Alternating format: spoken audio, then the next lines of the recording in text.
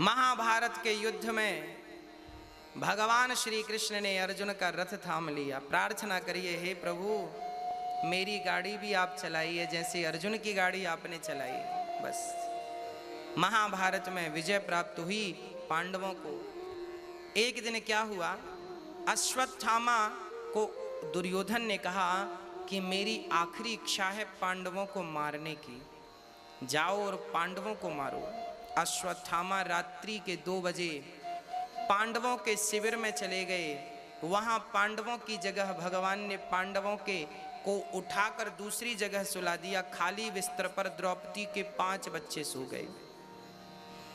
उन 5 बच्चों को सोया देख पांडव समझ लिया अश्वत्थामा ने और 5 का सिर काट लिया। 5 बच्चों का सिर लेकर जब चला, अश्वत्थामा ने कहा, मित्र दुर्योधन देखो मैंने पांडवों को मार डाला।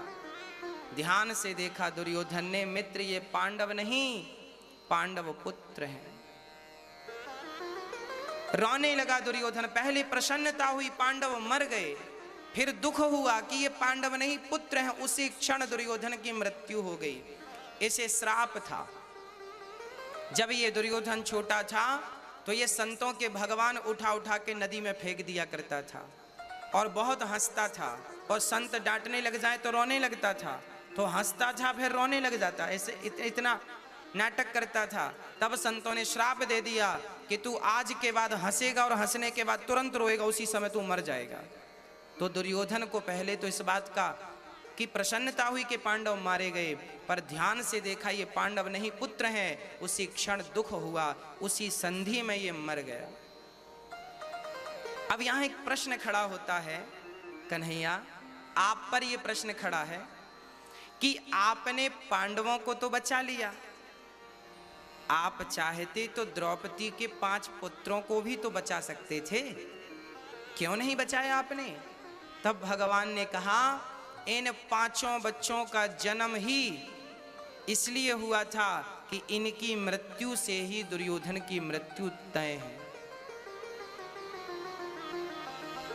कई बार हम रोते हैं फलाना मर गया, फलाना चला गया ना। जिसकी जितनी अवधि थी, जितनी उम्र थी उतनी भोगेगा। मेरी जितनी उम्र है मैं उतना रहूंगा, उम्र पूरी हुई जाऊंगा, कोई रोक नहीं सकता।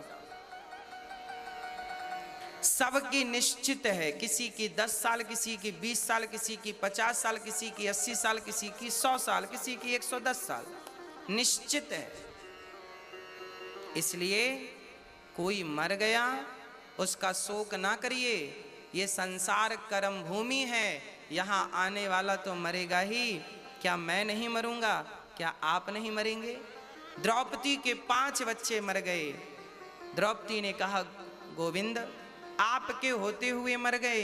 तब भगवान ने द्रौपदी को समझाया, बहना देख जिसकी उम्र जितनी होती है, कई बार आप ये कहते हैं कि मैं तो बड़ा भगत हूं और भगवान ने देखो मेरी घर में मौत लाकर खड़ा कर दी।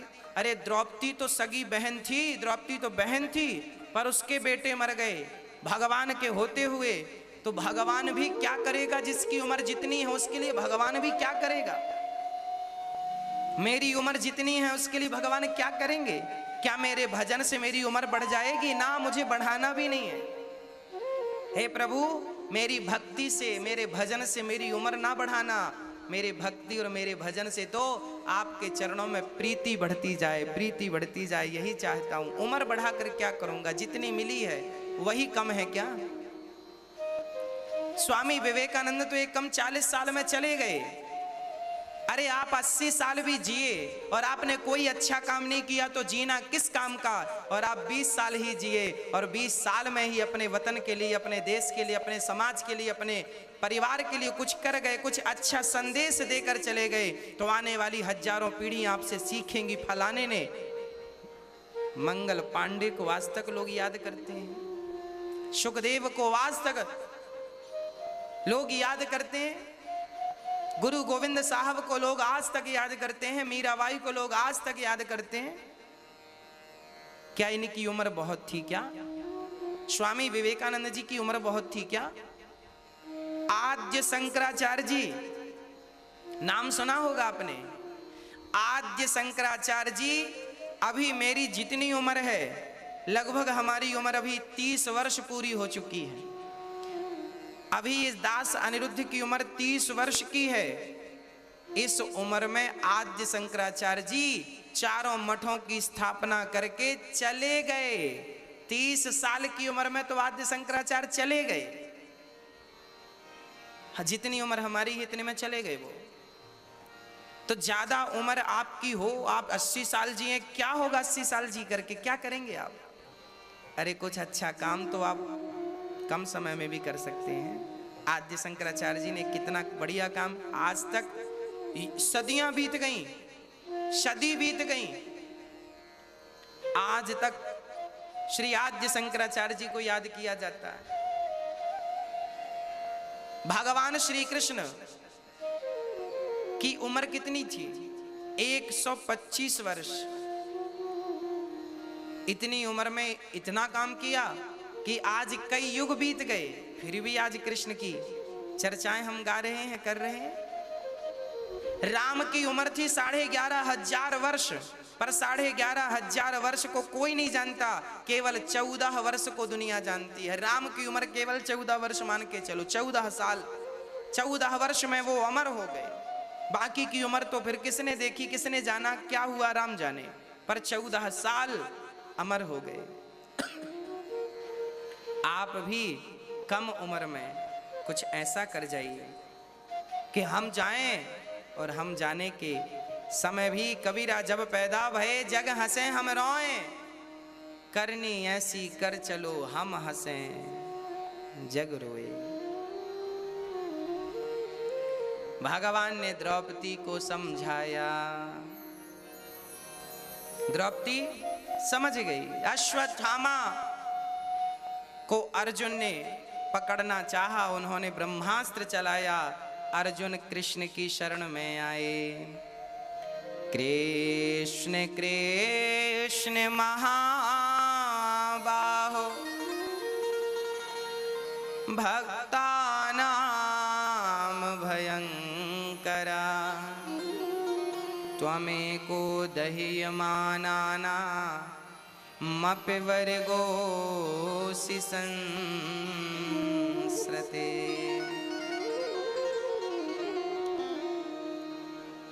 अर्जुन चरणों में गिर पड़े, गोविंद देखिए अश्वत्थामा ने हमें मारने के लिए ब्रह्मास्त्र चला दिया। भगवान बोले तुम भी चलाओ। अर्जुन ने चलाया, दोनों ब्रह्मास्त्र टकराए, प्रलय आए, भगवान ने दोनों को शांत कर दिया। अश्वत्थामा के केस पकड़ के द्रौपदी के समक्ष खड़ा कर दिया।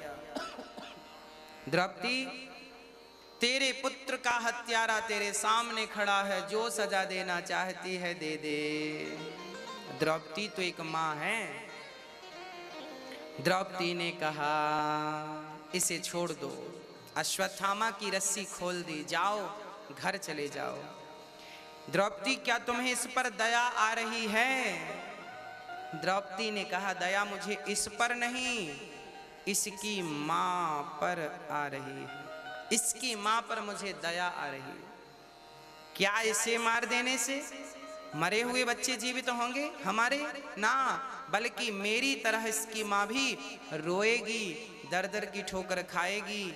भला किसकी शरण में जाएगी पुत्र के मरने पर? इसे मत मारो। द्रौपदी के भीतर दया कितनी है जरा देखिए। अरे ऐसी विषम परिस्थितियों में भी आज हमें किसी का धक्का लग जाए ना तो हम गाली दे देते हैं, उसे डांट देते हैं। पर धन्य है द्रौपदी कि द्रौपदी के 5 बच्चे मर गए और मारने वाला हत्यारा सामने खड़ा है, और द्रौपदी उस हत्यारे पर भी दया की भावना रख रही है। क्या आप अपने आप को यहां खड़ा करके देखिए। दया धर्म का मूल है,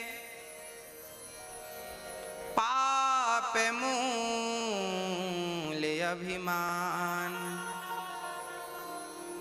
तुलसी दया न छोड़िए जब तक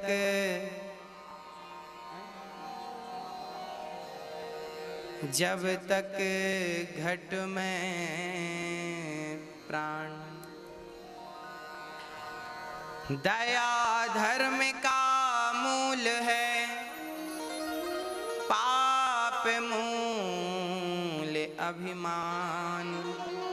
तुलसी दया न छोड़िए, जब तक घट में प्राण। इसे छोड़ दो, द्रौपदी ने कहा। वाह माँ, इतनी दया, इतनी दया, इतनी दया। द्रौपदी के अंदर बहुत दया है भक्तों, बहुत करुणा है द्रौपदी के अंदर। क्यों है करुणा? क्योंकि द्रौपदी कृष्ण की बहन है, क्योंकि द्रौपदी भगवान की सच्ची भगत है। और जो सच्चा भगत होता है उसके अंदर बदले की कोई भावना नहीं होती। वो जानता है कि भगवान जो करेंगे ठीक करेंगे, कोई गलत भावना नहीं, कोई गलत संदेश नहीं। वो जानता है करने कराने वाले भगवान वो सब देख रहे हैं, है ना। प्रिय भक्तों, अब भगवान अश्वत्थामा के सिर पे मणि थी, उसे छीन कर उसे नगर से निकाल दिया।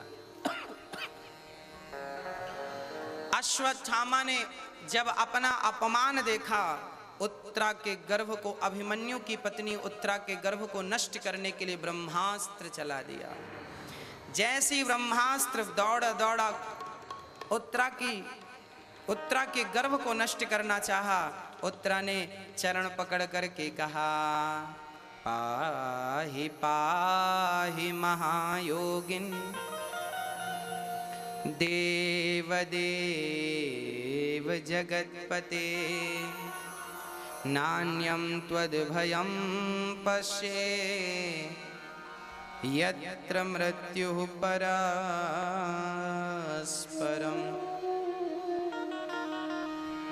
उत्तरा चरणों में गिर पड़ी। कन्हैया ने कहा, क्या हुआ बेटी?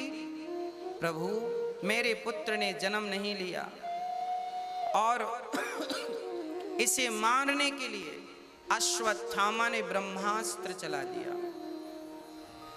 भगवान ने कहा, चिंता ना करो। उत्तरा के गर्भ में गए भगवान और उस गर्भ के बच्चे की रक्षा की, गर्भ के शिशु की रक्षा की। भक्तों, आपसे गर्भपात ना हो जाए, गर्भ की हत्या ना हो जाए, गर्भ के शिशु को आप कहीं मार ना डालें, इसमें बहुत बड़ा पाप है। कोशिश करिए ये हत्या, ये पाप आपसे ना हो, गर्भ हत्या ना हो, भ्रूण हत्या ना हो। अश्वत्थामा कि अपराध को भगवान ने क्षमा नहीं किया, अमर कर दिया। आज भी अश्वत्थामा जी अमर हैं। उत्तरा ने कहा, प्रभु इसे अमर कर दिया तो ये इसे आपने दंड दिया, ये वरदान दे दिया। भगवान ने कहा कि इसे भूख लगेगी पर पानी ना पी सकेगा, प्यास लगेगी पर भोजन ना कर सकेगा, ऐसे इसे अमर कर दिया गया। अमर। जो भगवान की शरण में जाता है, भगवान उनके संकट, उनके कष्ट जरूर हरते हैं। इसलिए हम कहते हैं हर हाल में भगवान की शरण में रहना सीख लो। हर हाल में ये भाव रहे कि मैं प्रभु आपका हूँ और आपका रहूँगा। भगवान ने उत्तरा को आनंदित किया। अब द्वारिका जाने लगे। कुंती बुआ चरणों में गिर पड़ी। कुंती बुआ ने कहा, कृष्णाय वासुदेवाय हरये परमात्मने नंद गोपी कुमाराय गोविंदाय नमो नमः। आज कुंती बुआ ने कृष्ण की स्तुति की। हे नंदनंदन, हे श्याम सुंदर, आज मैं आपसे कुछ कहना चाहती हूँ। कन्हैया बोले, माँ कहो, क्या कहना चाहती हो? कुंती बुआ ने कहा, प्रभु आज मैं आपसे दुख मांगती हूँ, मुझे दुख दे दो। क्या माँ, दुख मांग रही हो? अरे जब से होश संभाला है दुख ही दुख मांगा है, पाया है, फिर भी दुख। कुंती बुआ ने कहा, कन्हैया जीवन में जब जब दुख आया तब तब उस दुख से बचाने आप आए। आप आए हैं। कहां कहां आए? लाक्षागृह में बंद करके कौरवों ने जब आग लगाई तो बचाने कौन आया था? बचाने गोविंद ही तो आए थे। लाक्षागृह में आग लग गई, आग की लपटों में घिर गए पांचों पांडव कुंती सहित। भगवान ने रक्षा की। और जब भरी सभा में द्रौपदी की लाज लूटी गई, भरी सभा में द्रौपदी के साथ जब जुआ खेलने बैठे कौरव और मामा शकुनी ने कपट से पासे फेंक कर जब पांडवों की सारी संपत्ति जीत ली, जुआ में सब दांव पर लगा दिया। धर्मराज युधिष्ठिर ने अर्जुन को, भीम को, नकुल सहदेव अपने आप को दांव पर लगा दिया। जब सब दांव पर लगा, उसके बाद एक आखिरी दांव और खेला गया। क्या था वो आखिरी दांव? बोले द्रौपदी को दांव में लगा दो।